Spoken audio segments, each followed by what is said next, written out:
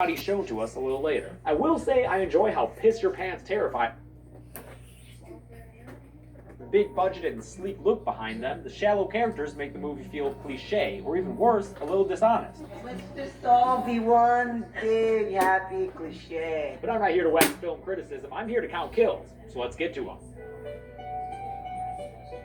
The first kill comes during the Sin City looking opening credits, where we transport back to Crystal Lake in the summer of 1980. There we watch Pamela Voorhees get her head chopped off by the last remaining survivor of her camp counselor murder spree. Obviously, this is something they decided to keep from the originals, and I'm fine with that. Being a messed up mama's boy is kind of Jason's whole thing, so it wouldn't feel the same without decapitated Pamela head. Kill for mother. Speaking of Jason, he sees the whole thing from the woods and takes up the machete like some messed up family heirloom. Fast forward to present day, where a group of campers are heading out to the greater Crystal Lake area to find a dank-ass stash of weed crops. Do you know how much money we're gonna make selling this weed?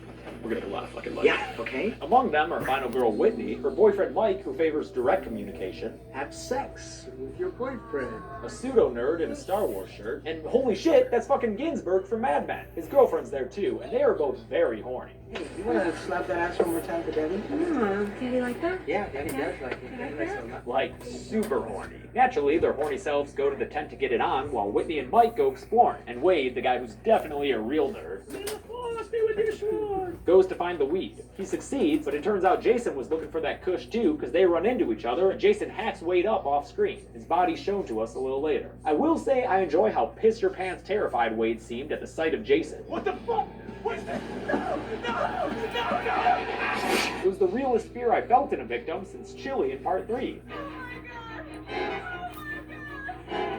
That's right, I'm here to never let you forget how cheesy those early Friday films were. Ginsburg's sexy times get interrupted when he thinks Wade is fucking with him from outside the tent. He goes off into the woods, leaving Amanda behind, but after finding Wade's body, he runs back to camp. There he finds Amanda fucking strung up in her sleeping bag over the fire in an absolutely torturous way to kill someone. Ginsburg's leg gets caught in a bear trap when he goes to save her, so she roasts to death inside her sleeping sack, spilling out to the ground when she's well done. Again, another actually terrifying thing in this movie. Jason has always been known for his quick and relatively painless kills. Right off the bat, the remake establishes that that's not always going to be the case anymore. During all this, Whitney and Mike have found Jason's squatting place on the old Crystal Lake campgrounds. They come across an old locket with a picture of Pamela Voorhees in it that Mike gives Whitney to keep because he thinks it looks like her.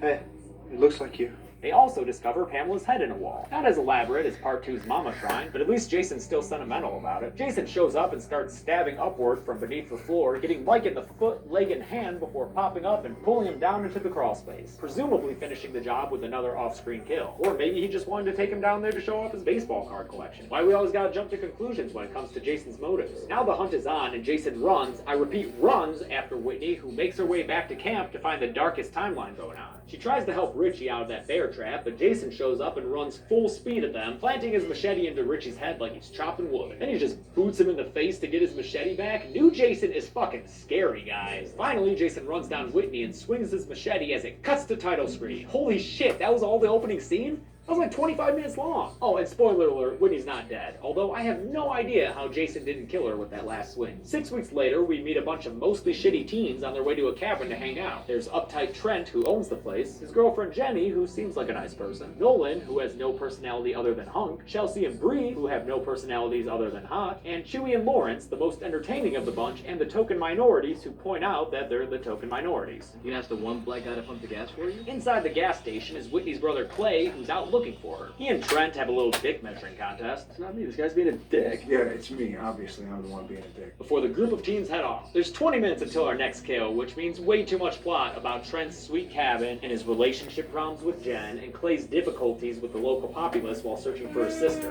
Going missing around here, they're going for good. One of the guys he talks to is this dude Johnny, who's sporting an awful thick accent. Fucking lucky there, Stretch.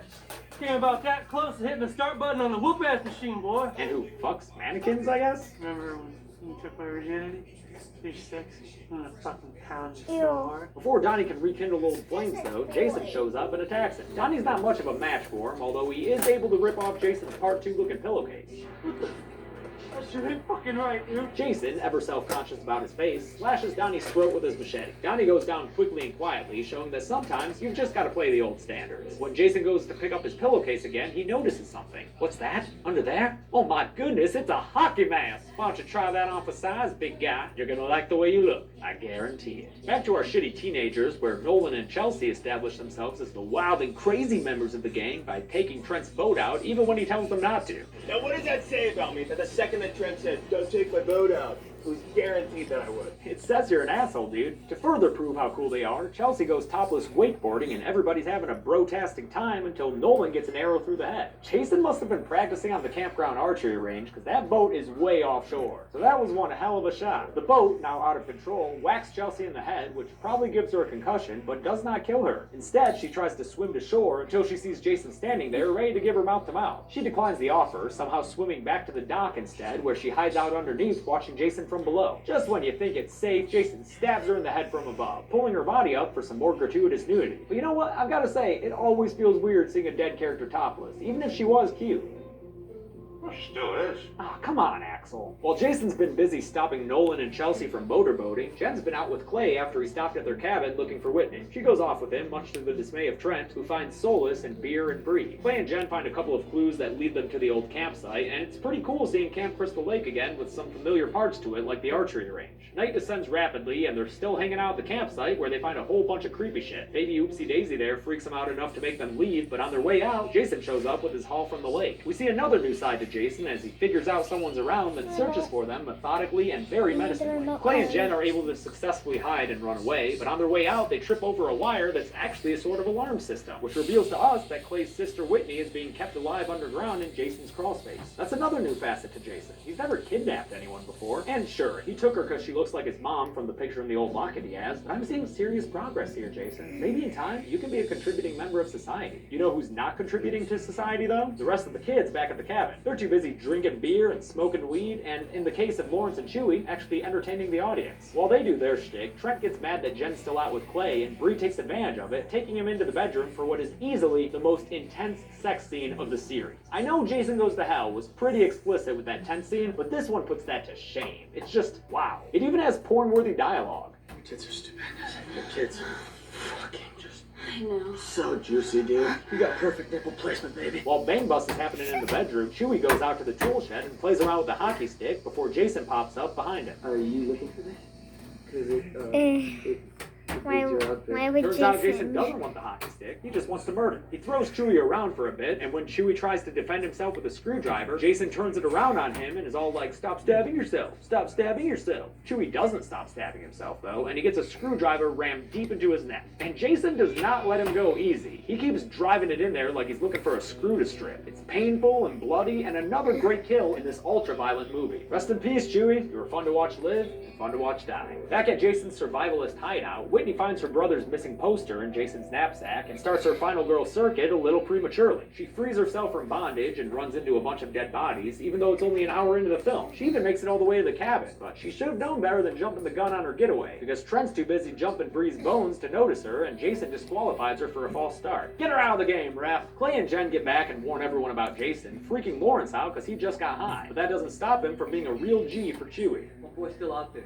I'm gonna go get him. After he finds Chewie's body, he gets attacked by Jason, but fights him off best as anyone else ever has. He makes a run for it, but Jason picks up an axe and fucking hurls it through the air like the mountain man he has become, catching Lawrence in the back and putting him down amongst a pile of firewood. Now this part's kind of cool and different too. Jason doesn't kill him right away, instead letting him scream for help from his friends. He's using your friend as bait. He wants us to go out there. It's cool to see this kind of moral dilemma play out, even if it's among awful characters who obviously don't end up doing anything to help Lawrence. Jason finally puts him out of his misery by picking him up, flipping him over, and slamming him down, impaling that axe head straight through his back. Later on, he puts his body in the jacuzzi, showing that this version of Jason is still a fan of the random body mess around. Some things never change. Jason then manages to climb up onto the roof and into an upstairs bedroom where he grabs Bree from behind and kills her by impaling her onto some deer antlers on the wall. The most dangerous game beats the most dangerous wall decoration. That cop, who was harassing Clay earlier, shows up, responding to a call they made before Jason took out their phone line. But before he can do a single damn thing, Jason drops from the roof like like fucking Batman and impales him through the eye with a fire poker. I love the camera movement here as it tracks through the side of the house to show Clay and Jen's reaction. Plus, it's a kill through the eye, and those are always something special, you know? Now everyone's freaking out, so Trent uses his newly found gun to shoot at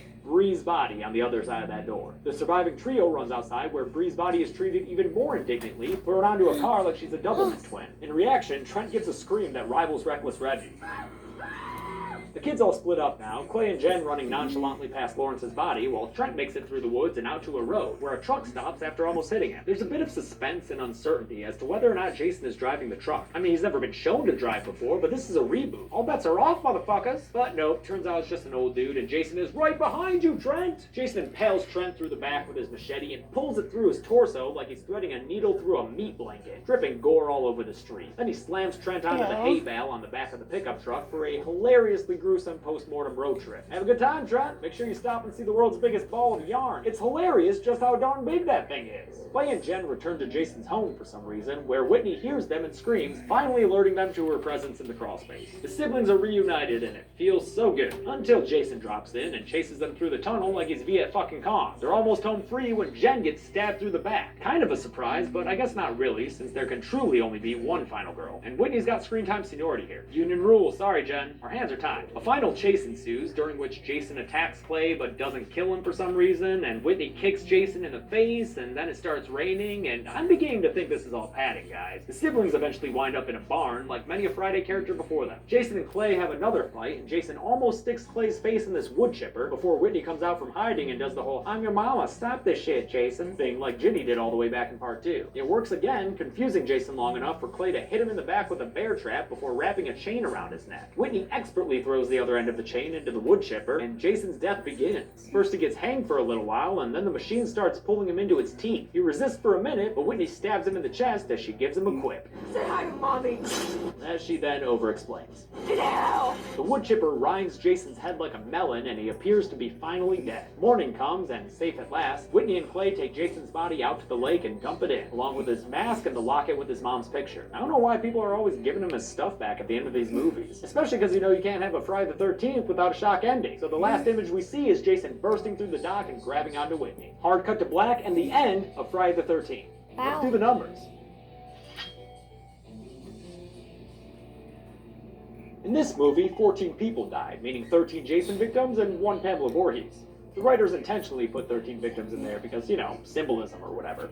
9 of the victims were male, meaning 5 were female, giving us an almost 2-to-1 imbalance. Remember back when men and women died equally in these movies?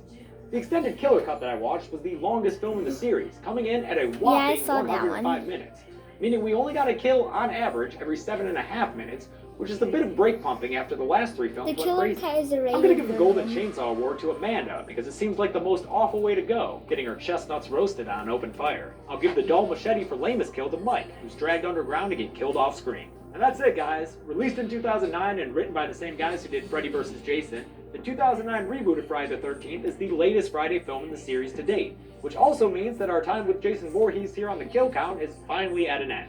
But don't worry, if you like the series, I'll be here next week with Scream. And until then, I'm James A. Janice. This has been the Kill Count. Whew! All 12 Friday the 13th movies done. Holy shit, that was a lot more work than I intended. I launched a Patreon recently, so you can support me in this channel by following the link in the description below. You can also leave comments suggesting what movies you want me to cover next. I'll probably be doing 2 all